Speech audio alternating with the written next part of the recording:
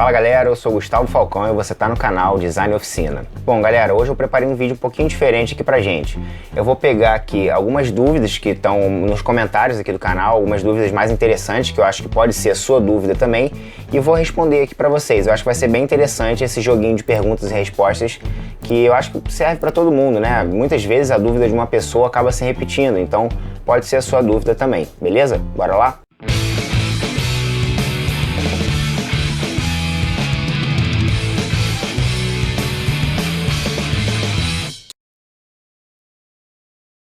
Bom, nesse último vídeo do pinos que eu botei é como e onde comprar pinos de qualidade para marcenaria. O Antônio comentou o seguinte: parabéns pelo vídeo e canal. Gustavo, nesses programas de reformas dos canais de TV a cabo, obras nas casas dos Estados Unidos e Canadá, toda hora mostram estruturas das casas com umas toras imensas da cor de pinos. Sabe que madeiras são? Pinos. Já vamos falar rapidinho. E no lugar dos montantes de drywall, eles também usam uma madeira clara, igual a pinos. Sabe qual madeira é? Provavelmente também é pinos. Na Frecaneca... Bom, então vamos responder essa questão aqui, o seguinte. O mercado daqui é completamente diferente do mercado dos Estados Unidos.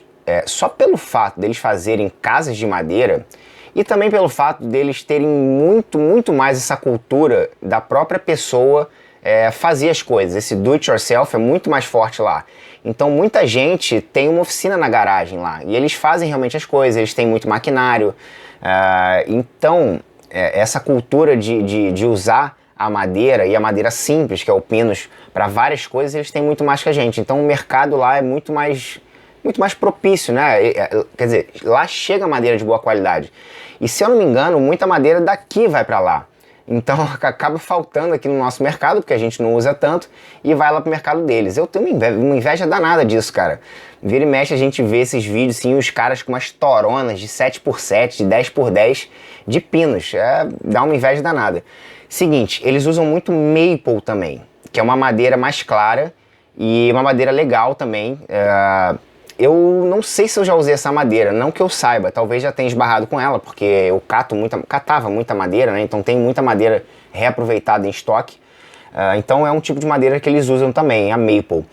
E vou aproveitar aqui também falar do canal de um cara que eu gosto bastante e usa muito esse tipo de madeira. Não sei se vocês conhecem o Matthias Wendel. É um canadense que, cara, o maluco é uma figura, assim, quer dizer, tu olha pra cara dele e tu não dá nada por ele. Ele tem uma carinha assim, com um óculosinho, todo tranquilinho. Porra, o cara é uma fera da marcenaria. É incrível. Quer dizer, o forte dele é fazer máquinas de madeira. Cara, o cara é tão incrível que ele faz as máquinas de madeira, quando ele vai medir, né, com aqueles micrômetro, milímetro, enfim, bizarrices lá, aqueles instrumentos de marcação mega precisos. Muitas vezes a máquina que ele fez tá mais regulada e mais reta, mais certa do que a máquina original. O cara é um monstro, ele é um absurdo, se chama Matthias Wendel. E você vai ver muito no canal dele essas toronas de madeira. Eu acho que é maple ou pinos, eu não tenho certeza. Talvez seja maple mesmo. É só vendo, né? Só pegando aqui pra ver. Mas, então assim, uma curiosidade, vocês podem ir no canal do Matthias. E cara, infelizmente o mercado gringo, né, Estados Unidos e alguns outros países também, é muito mais interessante para madeira, né? Eles chegam muito mais madeira de qualidade lá. Então a madeira chega lá, quer dizer, a madeira que chega lá tá seca, ou que eu não sei se eles plantam lá, eu realmente não tenho muita certeza se vem daqui, se vem de lá ou se vem de outro lugar. Agora a madeira vem muito mais seca, a madeira vem bem mais retinha. Você fica assim, cara, o que é isso? É uma madeira ou um compensado, sabe? O compensado eles chamam de plywood, que realmente é uma madeira plana. Então parece que é uma plywood, parece que o negócio enfim, é incrivelmente certo, sabe? Enfim, dá gosto de trabalhar até. Beleza? Então é isso. Infelizmente o nosso mercado aqui não é muito propício para esse tipo de coisa, para pinos e para madeiras, principalmente as claras, né? Continuando aqui, ó, ele bota assim, na Frecaneca, que nesse vídeo eu falei que aqui no Rio de Janeiro tem uma rua chamada Frecaneca, e que é uma rua que tem várias madeireiras e tudo mais. Ele botou na Frecaneca, qual loja você recomenda? Bom, para comprar pinos, o número da loja é 11, tá? E são dois caras lá, um deles chama Raimundo. Então se você for do Rio, você pode dar uma passadinha lá. Comigo na de Brahma, que é uma outra madeireira na Frecaneca, bem famosa também, os caras conseguiram cortar madeira na máquina fora do esquadro. Aí quebra, né? Dá boa da Freicaneca aí, parabéns, valeu, abraço. Bom, na Freicaneca realmente tinha 3 lojas que eu ia. Essa número 11, que era exclusivamente para comprar pinos. A de Brahma, às vezes, para comprar madeira maciça. E antigamente tinha a Léo Madeiras, que saiu de lá e foi pro Meyer, se eu não me engano. Então comprava um pouco de tudo, né? Chapa de diversos compostos e outras coisas, fórmica e tudo mais. Mas, cara, essa coisa dos caras cortarem fora do esquadro é um pouco comum. Aliás, isso mostra um pouco do retrato do serviço do Rio de Janeiro. Não é legal. Não é legal. Muitas vezes eles não se importam, sabe? Se tá bom, se tá ruim, se vai estar no esquadro ou não. Muitas vezes eles cagam na sua cabeça. Se você não compra muita quantidade, não é freguês assíduo e gasta dinheiro lá, você não tem importância pra eles. E não é só de Brahma que é assim não, cara. Muitas lojas são e não só de marcenaria, beleza? Infelizmente a gente tem que passar por isso. Bom, outra pergunta que eu peguei aqui interessante é a seguinte. O Elton pergunta naquele vídeo, no vídeo que mais bombou aqui do canal, aquele tudo sobre MDF, MDP, OSB e compensado. Pergunta, é possível aplicar laminados de madeira para revestir OSB com resultado bom de madeira prática? Não. Aliás, ele praticamente respondeu a própria pergunta aqui. Com resultado bom e de maneira prática, de jeito nenhum. Porque o OSB, se eu não me engano, é um dos únicos compostos, pensando aqui, eu acho que é um dos únicos, que a face dele não é lisa. Tá? Você pode botar aí OSB e ver a foto na internet, ou se você tiver um pedaço, você pega aí. As lascas, você consegue ver as lascas, tá? Elas não são totalmente trituradas e prensadas como o MDF, por exemplo. Então você vê grandes lascas de madeira se entrelaçando e você passa a mão, a textura dessas lascas é exatamente como você vê. Elas têm um relevo, ela tem, né, uma irregularidade bem grande. Então, ele perguntou aqui se a gente consegue aplicar laminados de madeira. Cara, o folheado de madeira, folha de madeira, laminado de madeira, é relativamente frágil, né? Quer dizer, se você não tem uma superfície completamente lisa para você colar, a folha pode abrir e tudo mais. Fora que ele é muito diferente da fórmica. A fórmica é uma coisa bem mais rígida. Mesmo assim, eu não aconselharia você colar fórmica direto no OSB, tá? Para você colar no OSB, você tem que fazer um emassado. Você tem que amassar tudo e deixar tudo liso. Não vale a pena, não tem uma trabalheira danada. Então, o laminado de madeira, se você resolver colar no OSB, ele vai ficar todo irregular, mal colado, vai tender a soltar. Então não é legal. Se você, por exemplo, eu tenho uma parede de USB, não tem como arrancar aquele USB dali. O que eu faria? Eu compraria uma chapa de compensado ou de MDF 3 ou 4 milímetros, mais fina possível, passa cola, chapa na sua parede, prega, e aí sim você vai ter uma superfície lisa, que você pode aplicar a sua folha de madeira, vai ter sucesso, beleza? Galera, puxando a primeira pergunta aqui de volta, olha que interessante que o Robson comentou no mesmo vídeo, do Pinos, né? Como e onde comprar. Pô, valeu, agora sim tá claro. Eu moro no interior de São Paulo e sempre assisti vídeos de construções e reformas de TV e achava muito estranho não encontrar o mesmo material aqui no Brasil. É uma cultura mesmo que não valoriza esse tipo de atividade, mas logo ainda mais depois do seu vídeo vão aparecer lojas ou... É esse mesmo que ele botou? Ainda mais depois do seu vídeo vão aparecer lojas ou mesmo as madeireiras que encontrarem esse nicho de mercado irão explorar e começar a comercializar. Morei no interior há alguns anos e Pinos é super barato. Olha que inveja, cara. É super barato. Chega a se comprar fardos de ripas e caibros e pranchas todas tratadas por um preço super acessível. Que coisa, né? Infelizmente, certeza que aqui vão cobrar horrores, mas vamos ver se aparecem concorrentes para derrubar esses valores. Cara, eu concordo totalmente com o Robson. É essa coisa que eu expliquei no início, né? Eu acho que o tipo de atividade que a gente tem aqui acaba não valorizando muito essas madeiras. E elas acabam indo para fora. Não tem jeito, infelizmente. Tomara que com essa cultura nova, né, da marcenaria criativa e tudo mais, e tá crescendo muito, a gente tenha alguma loja que valorize e traga esse tipo de madeira mais interessante, mais lisa, né, mais preparada para marcenaria mesmo e com preço acessível. Se você que está aí sabe de alguma loja dessa, se você conhece qualquer coisa, loja, fornecedor, qualquer coisa que aponte para esse caminho, cara, bota aí nos comentários, tá? Vai ajudar pra caramba a gente, todo mundo quer saber disso. Mais uma pergunta aqui, galera. Naquele vídeo, a super resistência do compensado plastificado, que foi um vídeo curtinho que eu botei, falando desse material, né, do compensado plastificado, o Mauro botou assim: Bom dia, qual o material indicado para fazer um mezanino que servirá de depósito para salgadinhos e biscoitos? Bom, galera, na minha opinião, o ideal de um mezanino assim para você fazer é você fazer a estrutura de maçaranduba e digamos assim, o piso você pode fazer de ipê ou de cumaru. Isso seria uma coisa bem resistente, né? Que você teria que subir em cima. Eu acredito que ele falando assim, depósito para salgadinhos e biscoitos, alguém tem que subir para acessar, né? Para mexer, para arrumar o estoque. Eu acho que deve ter que ter prateleiras com estoque de coisa pesado. Então eu imagino assim, se você tem que ter um peso, é o ideal você fazer com o ideal, né? Com a madeira ideal, com as estruturas ideais. Então eu acho interessante fazer assim, né? Os pilares você faz com a maçaranduba, sei lá, de repente pode ser 10x5, alguma coisa assim.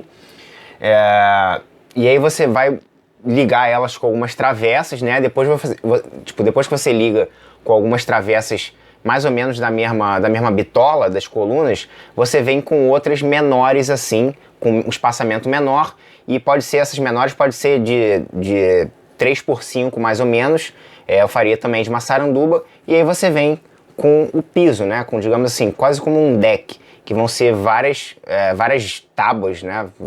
Porque tábua que a gente diz mesmo deve ter uns entre 10 e 15 centímetros, assim. Então várias tábuas de ipê, ou de, enfim, aí realmente pode ser se a estrutura está bem feita, as tábuas podem ser de quase qualquer coisa. Eu já fiz mezanino com condensado, tá? Com condensado de 18 ou 25 você consegue fazer.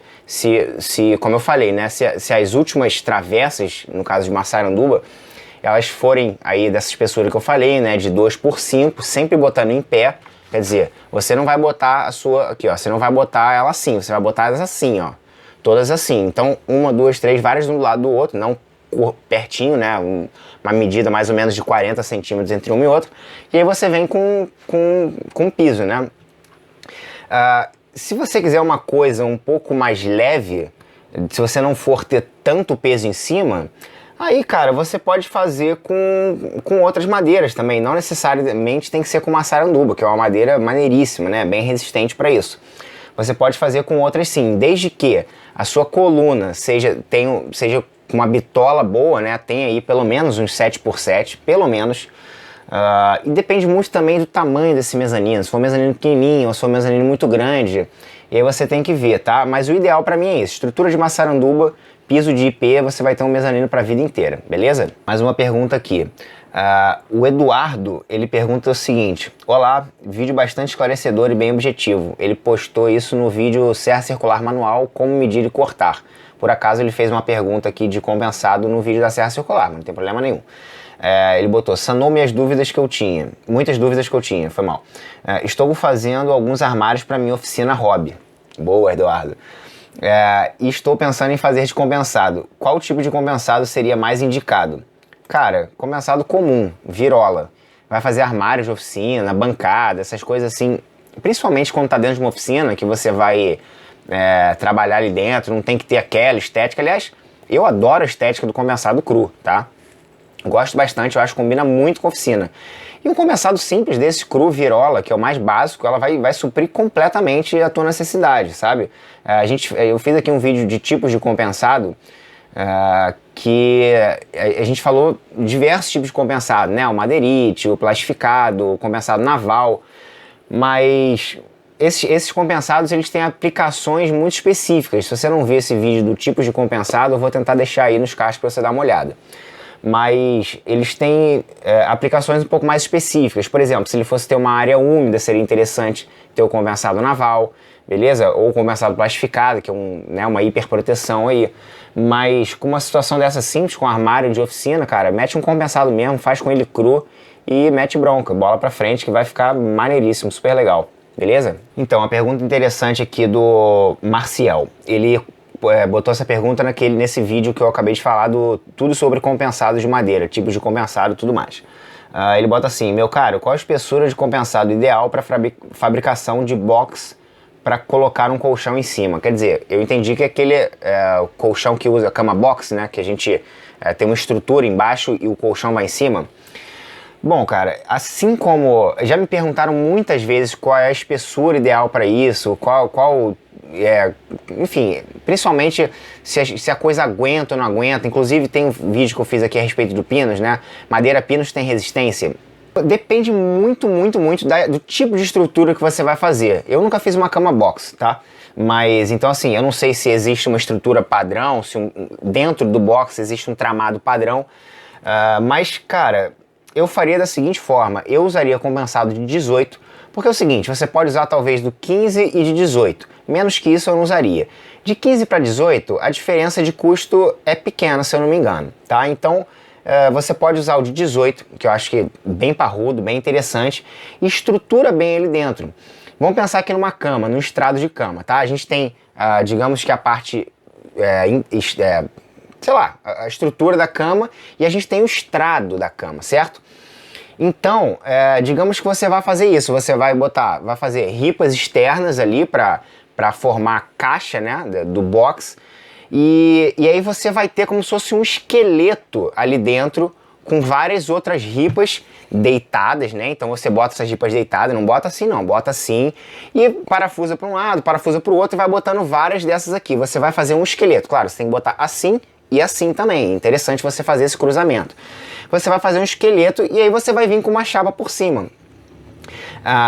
Eu acho que é interessante você trabalhar com 18 milímetros, tá? Mas é o que eu tô falando, você pode trabalhar com 15, desde que você ponha mais quantidade de madeira, que você diminua o espaço entre uma madeira e outra, beleza? Então isso realmente varia bastante de como vai ser essa estrutura. Mas eu não fugiria muito do 15 e 18 milímetros, que eu acho que são um compensado ideal aí quando a gente quer fazer uma estrutura de qualquer coisa, tá? Acima disso eu acho que também já fica um pouco desnecessário. Pode trabalhar com 20, 25 é muita coisa, eu acho que não tem necessidade, fica muito pesado e vai acabar gastando muito, beleza? Então, mais uma pergunta aqui. O Marcelo botou naquele vídeo aplicações do MDF Cru. Para que serve MDF Cru? Porque esse vídeo é bem interessante, galera. Muita gente não sabe. Ele botou: olá, amigo, qual a melhor tinta para MDF Cru? Like. Valeu pelo like, Marcelo. Cara, seguinte. Eu gosto de usar para madeira, MDF, qualquer uma dessas. Eu acho interessante você usar a tinta esmalte e acho legal você usar a base d'água, tá? Dependendo da situação, quando você tem uma situação muito crítica, é interessante usar a tinta esmalte à base de solvente, que ela adere melhor. Mas numa situação normal, a base d'água é muito mais interessante, porque é mais fácil de você trabalhar, você não precisa se preocupar tanto com cheiro, você consegue diluir em água, e a melhor coisa, na minha opinião, é que você consegue limpar o pincel, o rolinho e bandeja com água, cara, com uma facilidade imensa. Não tem que ficar entornando 1000 litros de thinner ou de algum solvente ali para você limpar as coisas, ficar queimando sua mão. Então, tinta esmalte à base d'água é bem interessante para você pintar isso, beleza? E eu vou aproveitar e puxar outra dúvida aqui de pintura e falar o seguinte: você também pode usar um spray, tá? Você pode usar spray para madeira, um spray multiuso. Eu já fiz aqui um vídeo falando de spray, como pintar com tinta spray, guia completo, que eu falo de vários tipos de spray, eu ensino como agitar, como usar e várias outras coisas, tá? E a gente puxa aqui também para a dúvida da Camila, que ela fala assim: qual daria certo, em relação aos sprays, qual daria certo para usar em madeira de berço? Bom, madeira de berço eu acredito que seja pinos, tá? Geralmente, estrado de cama é feito de pinos, beleza? Meu berço não é branco, mas eu queria pintar de branco. Tem como? Com certeza tem como, Camila. A questão é o seguinte: como eu falei aqui, você pode usar tanto a spray multiuso, como você pode usar a spray para madeira. E é isso, eu acho que essas são as ideais, assim. A gente já tem uns outros sprays, acho que foge um pouco, beleza? Mas, aliás, tem um spray também, se eu não me engano, esmalte sintético, que vai ser para madeiras e metais. Então você também pode usar essa. Assim, você vai falar, qual é a ideal? Eu acho que para madeiras e metais é ideal, tá? Eu não sei se, agora, lembrando aqui, eu não sei se tem uma específica para madeira e outra para metal, não. Acho que é madeiras e metais, que é o esmalte sintético também em spray. Mas é um detalhezinho aqui que é o seguinte: há um tempo atrás, né, sei lá, eu não sei quanto tempo atrás, mas quando eu comecei a usar spray, não tinha essa variedade toda de tinta spray. Isso é uma coisa que vai vindo ao longo do tempo, tá? Vai vindo, enfim, com a evolução das coisas e tudo mais, a Color Gym foi trazendo essas variedades. Mas a multiuso, né, uso geral, ela servia para tudo. Pintava madeira, metal, plástico. É claro que você vai ter que preparar cada material de uma forma, lixar, deixar bem seco, livre de sujeira, de gordura. Essas coisas é importantíssimo você fazer. Se você tem uma superfície muito lisa, você tem que dar uma lixada para ela ter um mínimo de rugosidade. Se a superfície for muito lisa e você pintar, a tinta não adere bem. Mas se a sua madeira, se for madeira, né, a madeira não for pintada, for uma madeira crua, digamos assim, não vai ser crua, ela, com certeza algum tipo de acabamento tem, né, porque já é um produto, já é um berço. Mas então é isso, passa uma lixinha, pode ser manual mesmo, depois escolhe um desses sprays que eu falei e vem aplicando o seu spray daquele jeito, né, passa, enfim, sempre movimentando a sua mão, nunca aperta e deixa a mão parada, beleza? Bom, galera, eu acho que por hoje é só. O vídeo já ficou um pouquinho grande. Eu vou trazer mais vídeos desses para responder essas dúvidas, que eu acho que é muito interessante, cara. Eu acho que a dúvida de uma pessoa acaba sendo de outras pessoas também, né? E é legal também para eu relembrar as coisas, a gente ir trocando. E você, por favor, ponha mais dúvidas aqui nos comentários aqui desse vídeo, beleza? Se você ficou com alguma dúvida sobre esse vídeo que a gente falou, ou sobre qualquer outro, enfim, qualquer coisa que você queira falar, comentar aí, é muito legal. Até é engraçado que eu não sei se no último vídeo que eu fiz desse tipo eu li um comentário de um cara que teve aqui, parecia ser um coroa, já bem experiente, bem das antigas, sim. E ele falou a respeito da cola fenólica, que é uma cola que ela tem uma resistência à umidade. Então, essa cola é usada em começado naval, se eu não me engano, começado plastificado. Então, ele deu um depoimento, cara, maravilhoso, incrível, sabe? Que ele falou que o pai, o avô dele, se eu não me engano, trabalhavam com barco, e essa cola fenólica existe há muito tempo, que eles sempre usaram essa cola e era super, super confiável, que era mais fácil a madeira rachar na própria madeira do que quebrar, do que sair a cola. Então, ele contribuiu muito, sabe? É uma informação riquíssima, que só uma pessoa que viveu isso, que né, vivenciou, que sabe, tem essa experiência, principalmente quando é de família, que pode trazer aqui pra gente, cara. Ele traz pra mim, traz pra vocês, traz pra todo mundo. Então, se você tem alguma experiência pra compartilhar com a gente, galera, põe aqui embaixo, beleza? Ó, não se esquece de se inscrever aqui no canal, que eu vou sempre trazer essas dúvidas, curiosidades, técnicas, várias coisas em relação à marcenaria do it yourself pra vocês, tá ok?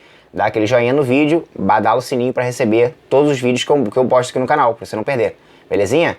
Então é isso, galera. Até o próximo vídeo, um abraço, valeu!